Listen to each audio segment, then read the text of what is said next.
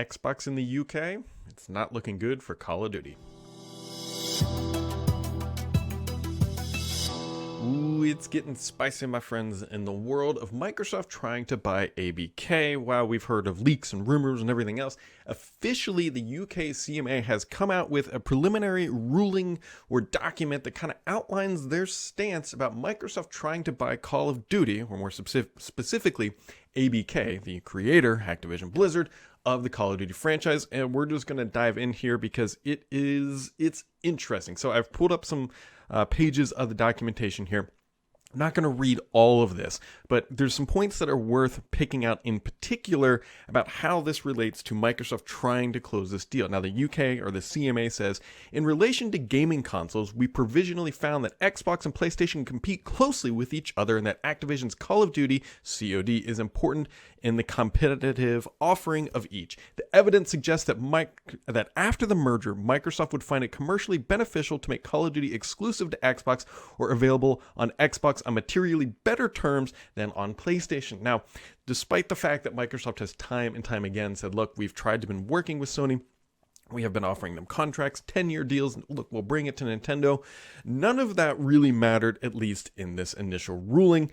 One of the things that I find particularly interesting, this whole sort of argument about Microsoft trying to buy ABK has revolved around Call of Duty, and then sort of out of nowhere, if you will, World of Warcraft has just entered the chat. Now, obviously, World of Warcraft is a very big title and it has a very loyal following, and so maybe it makes sense that it brings it in, but the context that it was brought in is very interesting. If you look at bullet point number 5, and it says, in relation to cloud gaming services, we provisionally found that ABK titles, including Call of Duty and certain PC titles such as World of Warcraft, will be important to the competitive offering of cloud gaming services as the market continues to grow and develop. Particularly, they call out World of Warcraft as being a key title in making cloud gaming a reality. I don't know if that one feels a bit more like a stretch, because cloud gaming actually just broadens the appeal of who can play a game, and maybe they're thinking, well, World of Warcraft might attract new developers, new gamers. Let's be honest, friends. New people picking up World of Warcraft is not your mom and pop. There's a particular demographic that likes World of Warcraft. I played it back in the day, so I fall into that.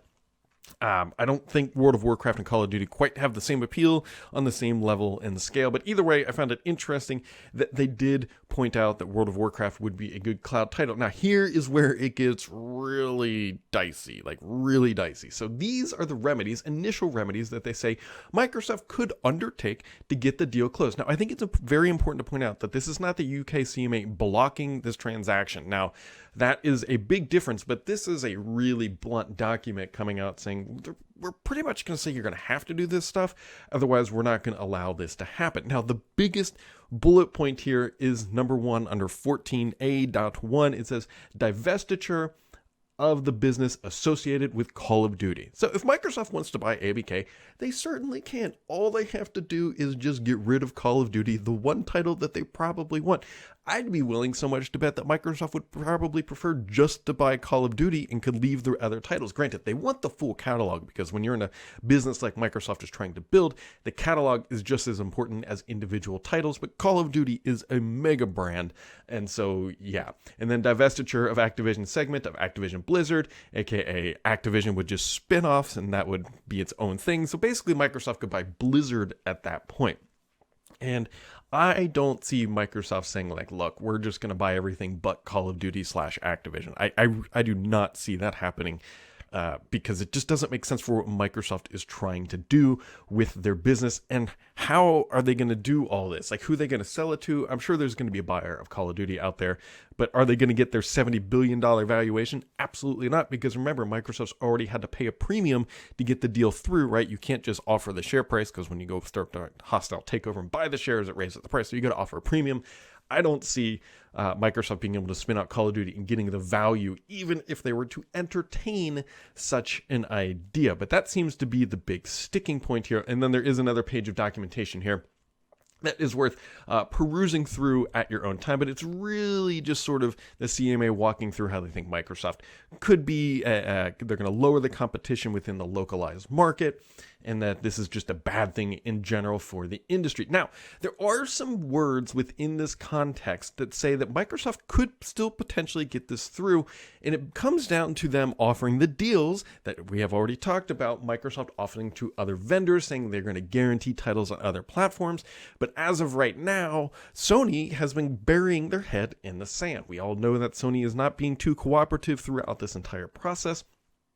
And it looks like Sony is getting its way, and the UK CMA is coming out and obviously very clearly siding with Sony, at least initially, as this continues to roll on. Now, we will get a full official ruling here later in the spring, and Microsoft will be able to respond to this. And they did issue a statement that says, "We are committed to offering the effectiveness and easily enforceable solutions that address the CMA's concern, aka we can address these things through other means." But that's just general language. Now, remember, yesterday there was actually a leak, and I posted the video yesterday where it said it was going to be blocked. But this is the ruling that I believe that the 4 people who the New York Times cited were referring to. And the reason, if you look at the comment that I wrote on that post after some additional information came out, as is usually the truth, it lands somewhere in between Microsoft denying the statements and then the original source being saying that it was blocked. And as it typically lands, we're right in the middle ground where it's like the UK CMA isn't technically blocking it yet, keyword being yet, but they're not in any way, shape, or form favoring that this is going to go through.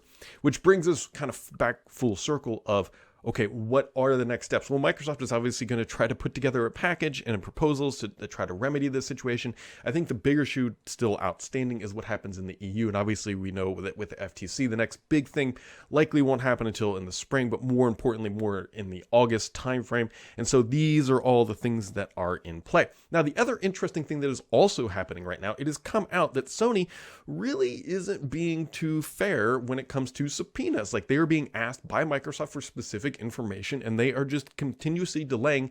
And Microsoft has actually come out and said, look, like, Sony is inhibiting our process to actually prove the point that we need this. It's Sony's delaying tactics that are they're impeding Microsoft's actual progress to bringing this through. Now, granted, if you're Sony, it's like, hey, this is a smart move. We can get a whole bunch of negative press towards Microsoft by not giving up information that the company has requested related to probably to market share, valuations, and other things, active player base on the Sony side, and other things that would justify Microsoft's purchase of this. And more specifically, I think Microsoft wants to understand what is Sony actually saying inside when it comes to their terms and agreements of offering them a contract, right? This is all things that can come up through e-discovery or discoverability through a court trial. There you go. So you got Sony kind of burying their head in the sand. You've got the CMA come out saying, like, look, all you got to do is just get rid of Call of Duty and then you can go buy this, and Activision as a whole. I don't think that's going to happen. I think we're going to see Microsoft come out, fight this pretty strongly. But again, what happens if the CMA does say, like, look, we're not going to allow this to go through, and the EU is like, look, we're going to allow this, and the FTC says we're going to allow this? Does Microsoft just steamroll the UK CMA and be like, look, sorry, bro, we just won't sell Call of Duty there. We're going to sell it everywhere else? We don't really know yet. That's the fun of some of this stuff. We will see. It is far from over. The drama will continue to unfold, and make sure to keep it subscribed here, because the only BS on this channel is me.